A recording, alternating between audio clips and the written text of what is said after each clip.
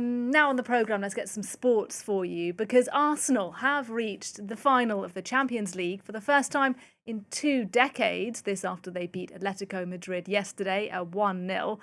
But who will Arsenal be playing in that final? Bayern Munich or Paris Saint-Germain? All hanging then on the game tonight, which is being played on home turf for Bayern.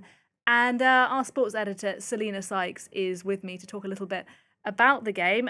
What's your sense, Selina, of what we're going to see tonight? Well, Nadia, I don't think anyone can really predict what we're going to see tonight after that crazy spectacle that was that first leg at the Parc des Princes, which finished 5-4 on aggregate in PSG's favour. It was worthy of a final, really. You had all the makings of a classic, very open, attacking football, a spectacle, really, especially in the first half when it was really crazy, dramatic game to watch. It was, I think, a match a lot of football fans needed to remind us why we call football the beautiful game, not for its tactical genius or its calculated game plans. It was really just about two teams who have a lot of attacking talent, saying, I think we can outscore the other.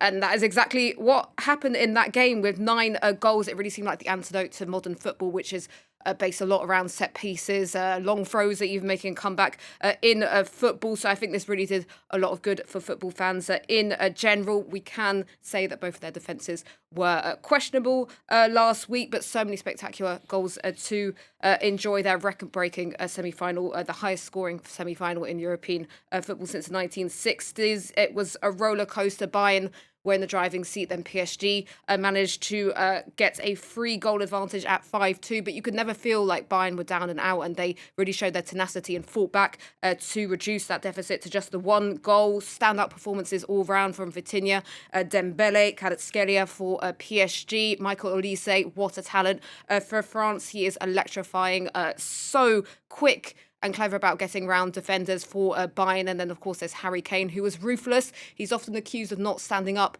in delivering in big games, but he certainly did so last week. So back to your question, it will be interesting to see whether this match will be as open this evening because, of course, the stakes are a lot higher. This is the second leg. Whoever wins or gets the overall advantage obviously will be meeting Arsenal in the final in Budapest. So it will be interesting to see whether the teams will be playing as open football as they did last week. They are the 2 highest scorers in the Champions League. In fact, it's the first time we've seen 2 teams score over 40 goals in a Champions League campaign. So we'll have to see whether the Vincent Kompany for Bayern and Luis Enrique will apply the same tactics or not. PSG obviously having that slight advantage on aggregate, but Bayern are playing at home at the Allianz Arena. So I think it's quite safe to say that there's all still to play for. These teams that met in the final back in 2020. It was Bayern who won back then, but PSG have obviously now gone on since to win their first Champions League title. They are the defending champions. Bayern hoping